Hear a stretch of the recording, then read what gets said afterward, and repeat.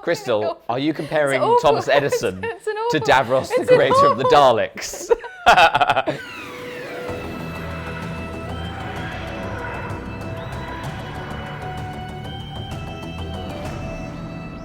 Hello and welcome to the Fan Show. Today we're going to be talking about Davros, creator of the Daleks, Dark Lord of Skaro, guy in a chair, one eye.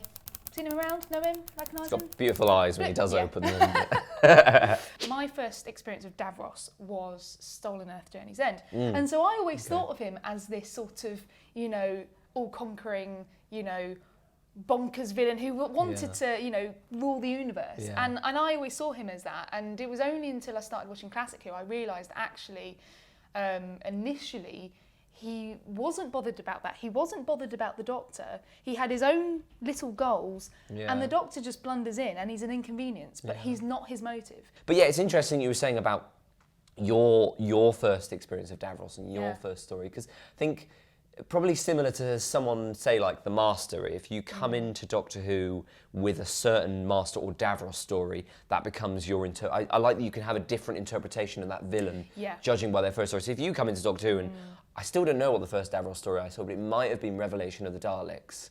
And Davros is very different there. He's the great healer, and it's actually, if you watch that story first, it's very much not about him and the Daleks until the end. He is just another villain in the grand scheme of things, getting by in this. I think that's the most different he's ever been. I he's think brilliant. He's working on a very small scale. He's being a businessman. Earning money. He's earning money. Love that. I'd much rather have your money. Yeah. And being a spinning and he's a head in a jar just spinning around. He's great. I mean, I think in Classic Who, that's like my favourite incarnation of Davros, even though, favourite version, I think, of Davros. Just because that is the most cunning and the most clever we see him. And again, it's not about conquering the universe, and it's not about the Daleks, actually. We learned that a bit more about his backstory in Magician's Apprentice. He's a child of war. He's only known war. The 12th Doctor says, "How scared must you be to seal every one of your own kind inside a tank?" It was nice that after however many years of Davros, we finally saw the beginning of his story. So we've slotted in, because almost I felt like the Magician's Apprentice, which is familiar. I mean, I really thought watching it was going to be the last Davros story. I really thought he was gone during that story. So it was kind of nice to see a sort of symmetry of but also the earliest we've ever seen Davros, because then we go back and then you've got Davros grows up into the Genesis of the Daleks, which is the very first Davros story, and the story where he realises, creates the Daleks. But then the beauty of coming full circle, Magician's Apprentice, is him being old and then also seeing him young in the battlefield. I still love the idea that Davros is sat in his little chamber putting on all these DVDs and watching them on his circular telly and going through and going, Genesis is a good one, Colony Sarf, put that one on. And I wonder if he watches it with audio commentary, and him and Sarf have done the commentary on all of the old ones. We first see the Daleks in 1963, and it's not till 12 years later that Terry Nation decides to tell the origin story of the Daleks, the Genesis of the Daleks, and brings in Davros, who is their creator. A Dalek on its own that shouts exterminate and kills people. They're not really thinkers. I mean, they try and do plans, but they're just not very good at it. When Davros came in Genesis, it was very much the Daleks became secondary again, because you had the story of why the Daleks came about. You had the story of Davros being this very very intelligent man, and the reason he created the Daleks is totally justified. Like we said, a child of war, he creates them. It makes perfect sense. But then the interesting point with Genesis is that he's doing that. He's creating the Daleks, and he's not making them for global, for universal domination and for racial purity amongst the universe. He's not making them for that. Yet. In Genesis of the Daleks, the fourth Doctor gets sent back to the Daleks' creation to try and interfere with it in some way or stop it, to make them less aggressive. The fourth Doctor poses a question to Davros, and he says, "If you had created a virus in your laboratory, something contagious and infectious that killed on contact, a virus that would destroy all other forms of life, would you allow its use?" And there's this moment where Davros realises, and he goes, Yes, I would do it. he suddenly realises that he can take these Daleks, these machines, and he thinks bigger. That's and he goes, hang on a minute. That's the moment, yeah. I can conquer the universe. Davros creates the Daleks, but I think it's the Doctor who makes him see bigger and think bigger. For me, the relationship between Davros and the Daleks is a constant power struggle. Davros is constantly trying to retain his role as leader and creator. Later on, as we see in Revelation of the Daleks, he creates another race of Daleks unfortunately made out of dead people, which is awful. And they're lovely Daleks, they're lovely white and gold, Daleks. And then later on, again, Stolen Earth Journey's End, he creates another set of Daleks that he can have control over. Perhaps purer those Daleks because they're made from him. The only remaining Khaled.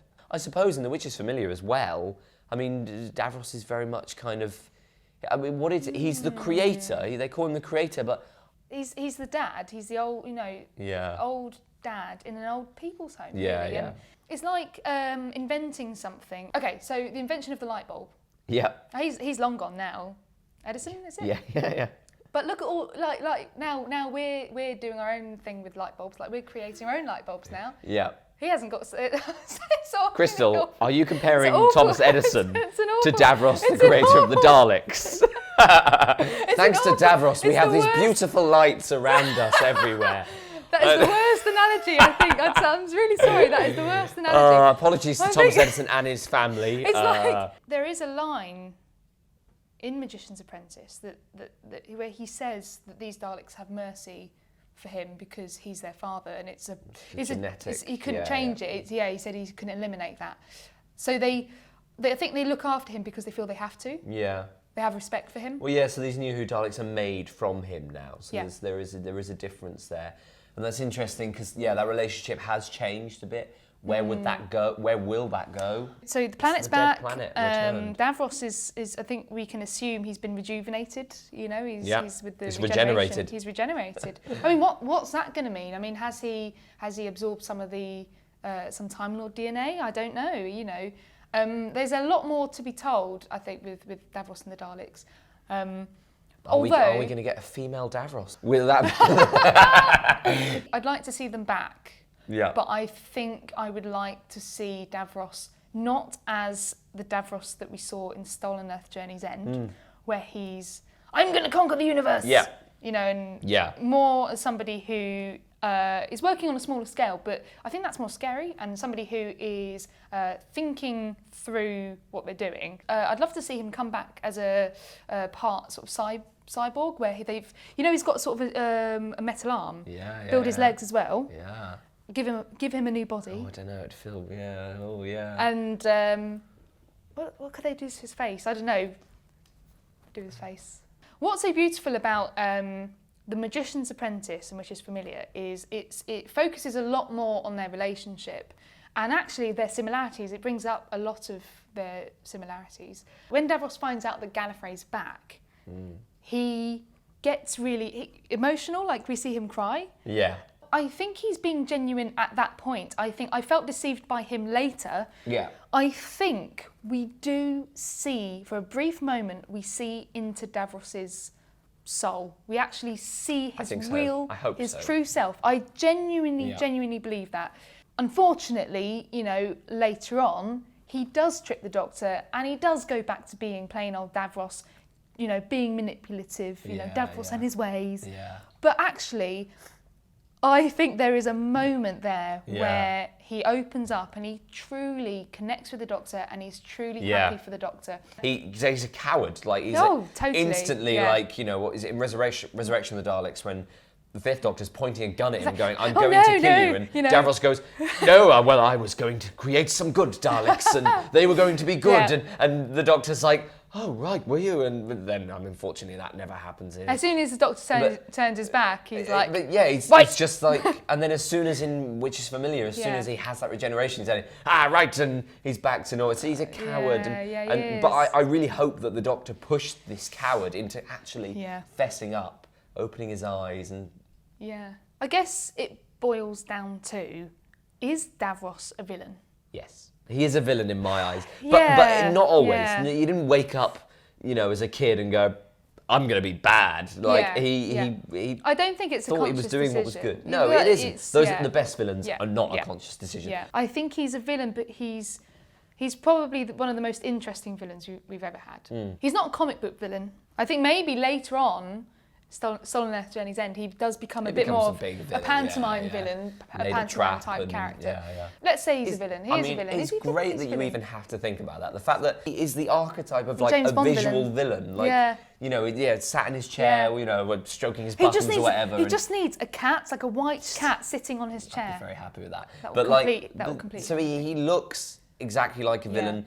He acts like a villain. But the fact that you actually have to pose that question, is he actually a villain, is what makes him one of my favourite Doctor Who characters. I think so. I think so. What do you think? Do you think he's a villain? Let us know in the comments, and we'll fight it out. So I was about to ask that question, and you asked it for me. Sorry. Get out. Sorry. Well, there we go. There's Davros, creator of the Daleks, Dark Lord of Skaro. What do you think of him? Let us know in the comments below. And if you want to see more of this nonsense, an extended version is available as a podcast on iTunes and SoundCloud. So you're getting flash now. Oh, God. And if you want to see all of Davros' favourite adventures and watch them over and over again like he did in The Magician's Apprentice, then we will put links to that and everything we mentioned in the description below. Would you listen to our podcast? Yes, I would do it.